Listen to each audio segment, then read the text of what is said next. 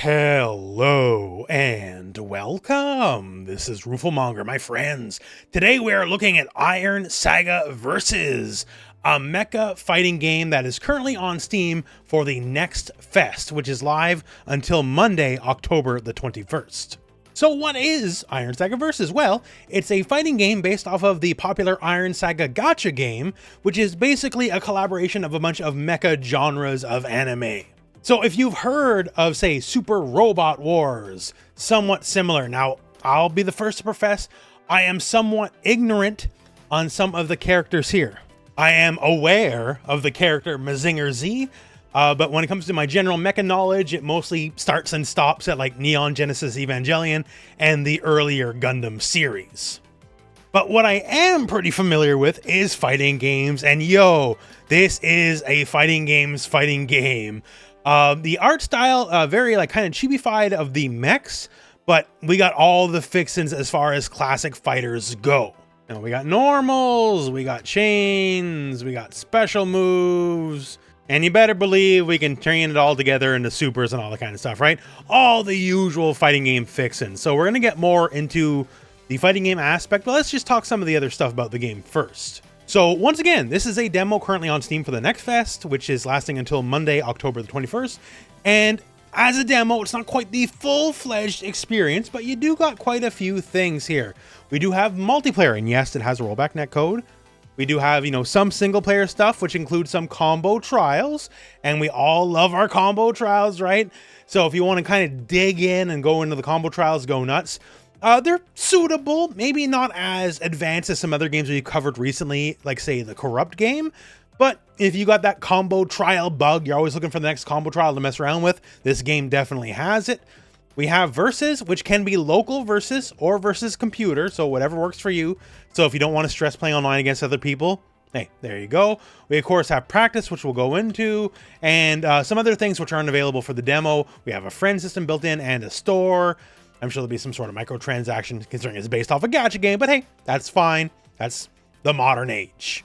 So now let's get into the core gameplay. So we do have several playable characters. It's a demo. It's not going to be the entire roster, to be expected. But one thing going in cold into this game, I had no idea, is, for lack of a more elegant term, it has the Mortal Kombat X variation system. So when you pick a character, it is more than just picking the various characters, right? So if we pick Mazinger Z here, we have two choices for our arsenal: Bat 1000 or Photon Power commands, and this actually pretty significantly changes your move set. So everyone has their core move set no matter what, right? So for Mazinger Z, he has like rocket punches. He can basically sumo headbutt you, right? He's got this no matter what you pick. But say here for Bat 1000 variation, then we have a lot of rocket-based choices, either just lots of missiles shot out from the chest. We have sort of like aerial gunshots here. He does have a regenerating missile system, which kind of governs it. I'm in training mode, so it recovers right away. But it also gives you new supers and desperation moves. So only in this variation can I go for the big chest laser and just kind of blast my enemy, which is really good because it's very long range, has like near instantaneous startup. So it's the kind of super that's like easy to convert off like a projectile hit, right? Just because as the enemy's up in the air, the beam is near instantaneous and go from there, right? It also gives us a low health, like 50% or less health desperation super. And this is really strong. The desperation supers seem pretty strong as all in all, because like we have tons of projectiles on the screen, right? But I return the neutral immediately. So while all this trash is on the screen, I can just go in, I can try to mix you up, I can do whatever. Like, if you're not a million blocks done, I can throw you. Like, there's a lot going on here. And that's, once again, only this variation. If we switch variations, so now we're in the Photon variation, right? So I still have my basic rocket punch, I still have my charge, these are core moves of the character. But now instead of like the missiles and like the air gunshots and all that, I now have like beams. On top of the beams, we got ice. And the ice gives you a lot of hit stun after the fact. So I can combo afterwards, really, really powerful.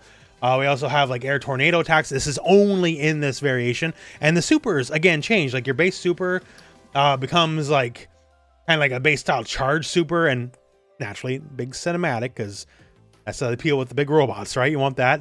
And then our Desperation Super, instead of like the missiles going over the screen, we get a straight up install, right? Your normals change, get a lot better. Like this is stand jab. This is stand jab. And look at this, right? You also get like effectively free EX moves while in this. Instead of burning bar, it just drains your install meter a little bit. So the variation choice matters a lot. So it gives characters a lot more than just the base move set. And once again here, the variation choice is for all 4 of the characters. They all do different things. It's really just your preference. So say like for Mazinger here. So I think the Bat 1000, one of the missiles, like gives him a better classical zoning experience overall. But with the install, with the freeze and all that, photon power, I think, is like better pressure, if that makes any sense.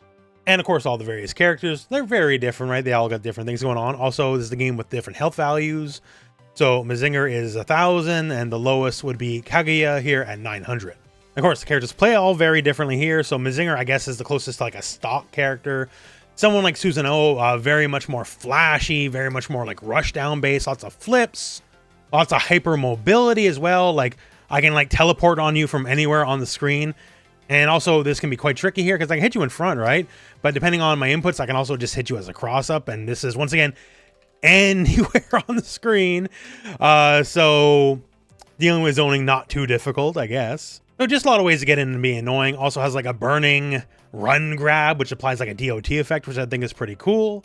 Someone like Kaguya here, highly mobile, all about just inflicting the burn status. Many moves inflict the burn.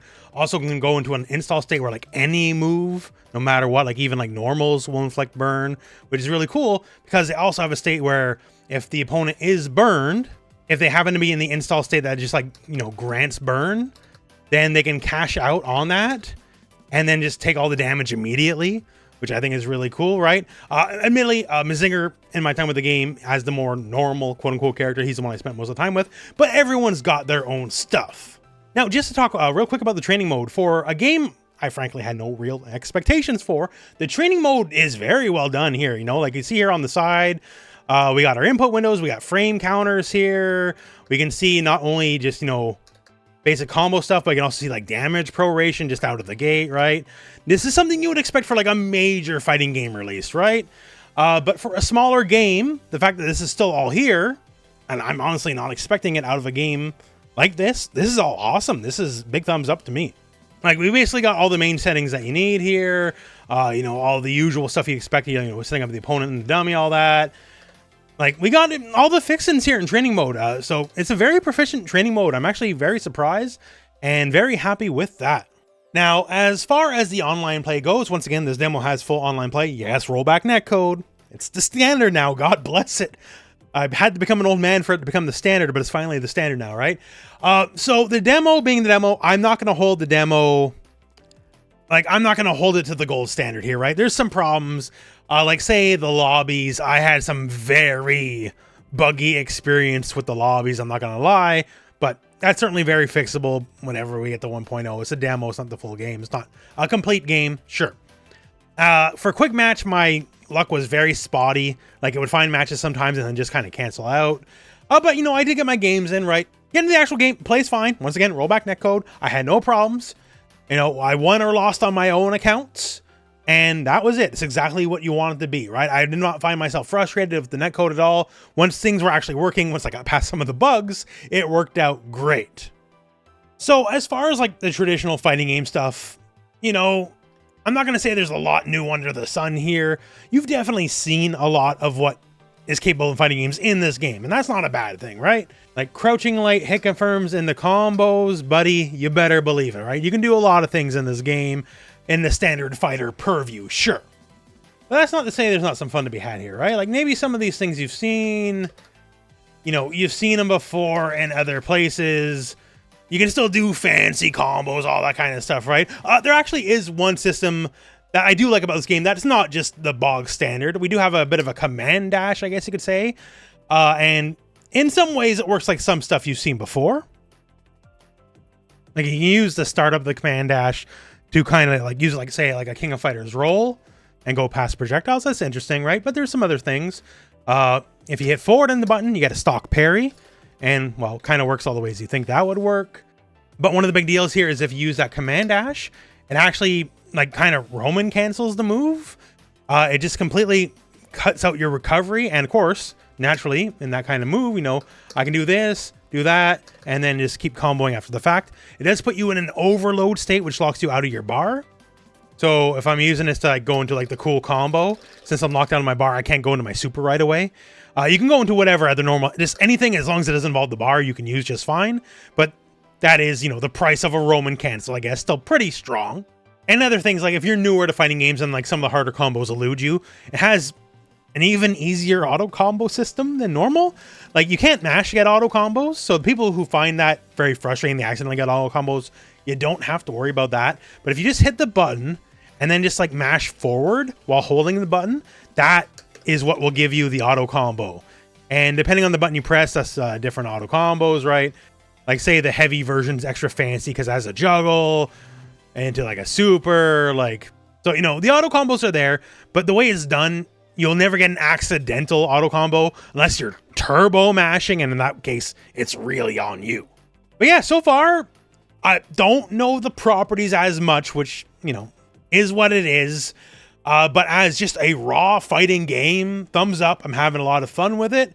And I suggest you check it out before it leaves Steam. Once again, leave Steam, the demo, on October the 21st. So if you're watching the video in the first few days of it being posted, check it out now while you still can. But overall, yeah, Iron Saga Versus, thumbs up from me and my friends. That is the video. So thank you very much for watching. Hope this video has found you well. And go out and play some fighting games.